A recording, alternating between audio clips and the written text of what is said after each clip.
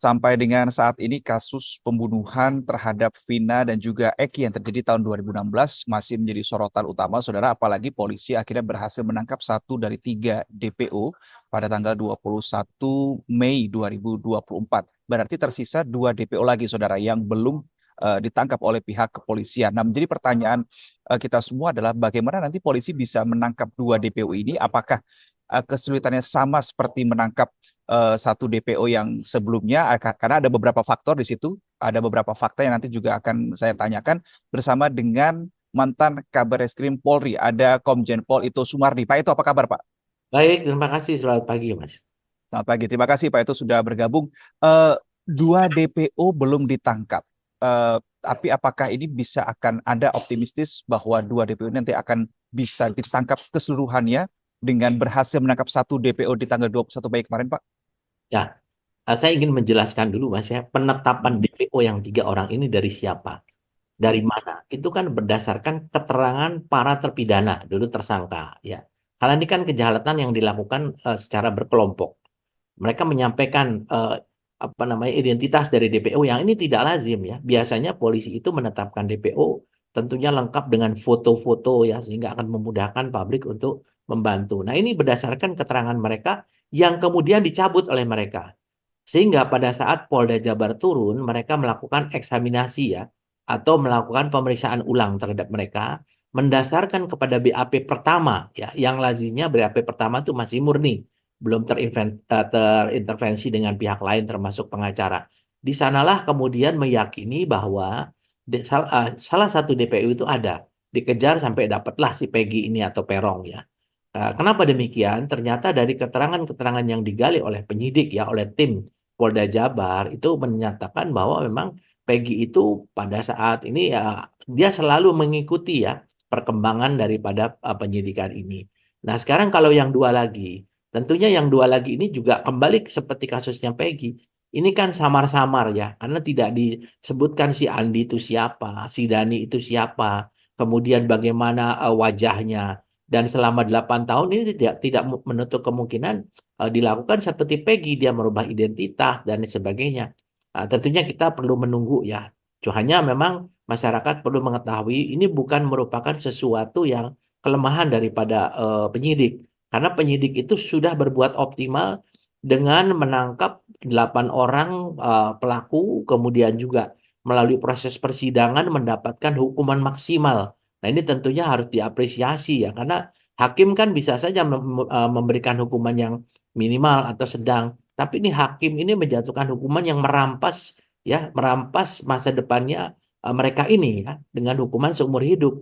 Nah, tentunya hakim ini kan sudah meyakini bukti-bukti yang disampaikan oleh kepolisian yang tidak hanya berdasarkan keterangan tersangka, itu meyakini bahwa hakim bahwa mereka adalah pelakunya. Nah, untuk 2 orang ini lagi tentunya sekarang sedang dilakukan pencarian secara intensif dan juga kerja keras Polda Jabar. Hanya menurut saya kesulitannya pasti sama seperti Peggy.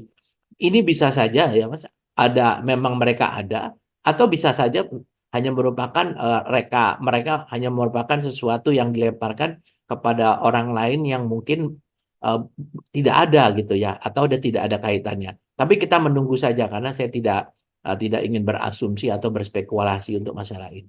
Demikian, Mas. Oke, artinya berarti ada kesulitan untuk dua DPO untuk ditangkap, kesulitannya sama seperti Peggy, mungkin saja merubah profil dan seterusnya. Mungkin saja juga masalah ciri-ciri fisik ini, Pak itu, apakah juga jadi salah satu kendala kalau sesuai dengan pengalaman Anda sebagai kabar eskrim dan juga latar belakang Anda di reskrim, Pak? Ya pasti, Mas. 8 tahun itu waktu yang lama yang bisa merubah fisik seseorang, ya. Kemudian juga sebagaimana saya sampaikan tadi, ini bisa saja karena ini keterangan dari tersangka kan, ya, para tersangka atau para pelaku. Ini bisa saja mereka melemparkan sesuatu yang tidak nyata gitu, ya. Nah, kita beruntung dengan menangkap Peggy dan memang Peggy ini diurut bukan hanya dari keterangan tersangka, ya. Memang ini keahlian daripada para tim, ya, yang mencari dia itu dicari dari berbagai sumber sampai bisa mendapatkan yang bersangkutan dan peran Peggy ini sangat besar, ya, untuk masalah ini sangat signifikan sehingga sekarang sedang digali dan ini nanti akan mematahkan juga anggapan bahwa kasus ini direkayasa, salah tangkap dan lain sebagainya. Peggy ini yang nanti akan membuka, karena Peggy ini adalah perannya saat ini yang saya dengar informasinya, dia adalah sebagai pelaku utama. Kan ini kelompok, Mas. Jadi nanti dari hasil penyidikan ini akan bisa menguatkan apakah betul 8 orang ini mereka sebagai kelompok yang bersama-sama ataukah memang tidak. Tapi kan sekali lagi si Peggy ini tertangkap atau ditetapkan di DPO berdasarkan keterangan dari Keterangan 8 orang tersangka. ini, Ya, Mas. Pak, itu menjadi menarik ini ketika Anda katakan bahwa 3 DPO berangkat dari keterangan para tersangka. Kemudian Anda juga tadi sempat mengatakan mungkin saja yang 2 ini direka begitu oleh para tersangka. Ini bagaimana penjelasannya? Artinya apakah ada peluang atau celah bahwa 2 orang ini sebenarnya tidak ada atau namanya atau fisik-fisiknya itu tidak seperti itu atau seperti apa, Pak? Nah, dalam ilmu kejahatan ya Mas ya, jadi dalam kriminologi itu, seorang pelaku kejahatan, dia akan berupaya untuk mengaburkan ya perbuatannya, bahkan kalau bisa melemparkan kepada orang lain yang mungkin tidak ada kaitannya. Nah, ini kan menarik ya, selama ini ada spekulasi yang disampaikan berbagai pihak bahwa ini ada keterlibatan oknum kepolisian, keterlibatan pejabat negara, atau pejabat daerah, tanpa dilengkapi bukti. Ya, saya kira yang paling tahu adalah para pelaku ini. Dan dengan ditangkapnya si Peggy ini, tentunya akan bisa dikembangkan apakah memang betul ada DPO yang 2 orang lagi atau tidak. Sekarang sedang didalami oleh Polda Jabar, tapi tadi sebagai pengalaman saya Mas ya, bahwa biasanya itu bisa saja ada, tapi bisa saja itu rekaan mereka. Ya, untuk tadi Tujuannya tujuannya mereka itu apa, Pak? Tujuannya melakukan mereka memberikan keterangan yang tidak sesuai dengan fakta itu apa? ya, dalam dalam kriminologi kan seorang pelaku kejahatan tidak mungkin akan mengakui, tidak akan mungkin mengakui ya. Oleh karena itu dalam pasal 184 ayat 1 ya KUHP tentang alat bukti, keterangan tersangka itu adalah merupakan keterangan yang paling lemah pembuktiannya. Nah, yang paling kuat adalah keterangan saksi ahli. Di sini dari hasil forensik. Forensik pun juga kan kemarin dilakukan ekshumasi ya, yaitu penggalian kembali jenazah sampai ditemukan penyebabnya akibat tusukan, kepalanya patah, dan lain sebagainya. Bahkan ditemukan sperma. Nah, ini kan sehingga kasus ini berubah dari kecelakaan tunggal menjadi kasus pembunuhan, pembunuhan berencana. Kalau selama ini yang saya dengar beberapa pelaku atau yang baru dilepaskan tidak mengenal daripada korban, wajar.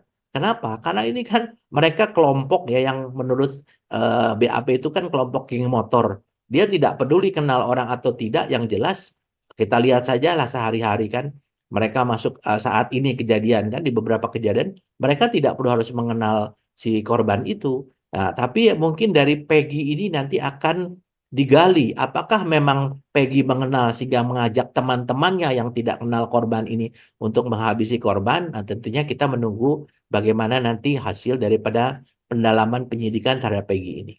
Oke, Pak, kita berasumsi bahwa 2 DPO lagi atas nama Andi dan Dani ini memang benar adanya begitu ya. Tetapi sebagai yang seperti yang Anda bilang tadi, ciri-ciri fisik bisa saja berubah, kemudian bisa juga merubah profil mereka seperti yang dilakukan oleh Peggy Peron.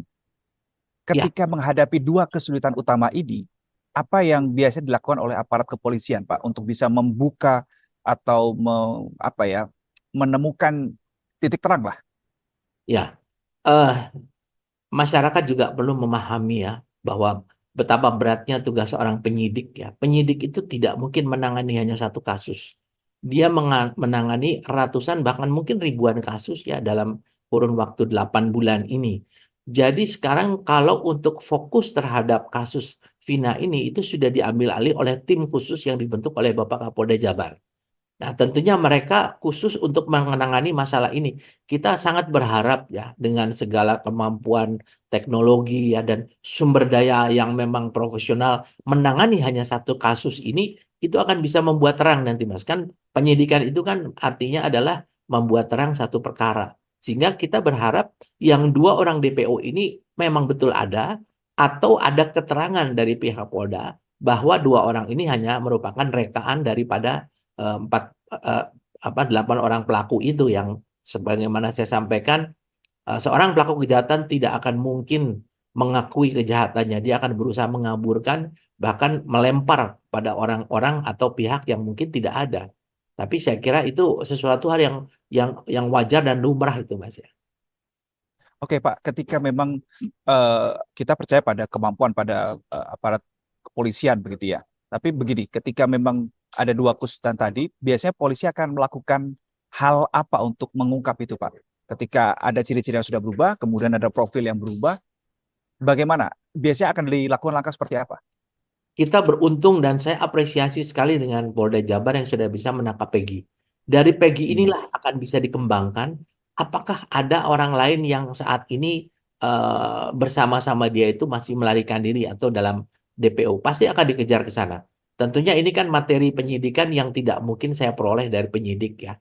Saya kira Hmm. mungkin Polda Jabar akan berangkat bukan dari 8 orang ini karena 8 orang ini kan sudah mencabut, apalagi mereka sudah dihukum seumur hidup.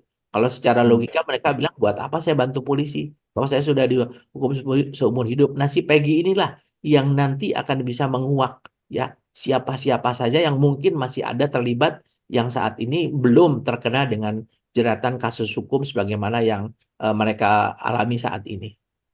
Oke, baik. Kita nantikan bersama bagaimana nasib dari dua DPO ini, apakah betul adanya dan apakah juga akan segera tertangkap atau ternyata dua DPO ini seperti tadi prediksi atau perkiraan dari Pak Ito bisa saja ini dikaburkan oleh para tersangka dan kita akan nantikan bersama nanti proses penyidikan lebih lanjutnya seperti apa. Terima kasih.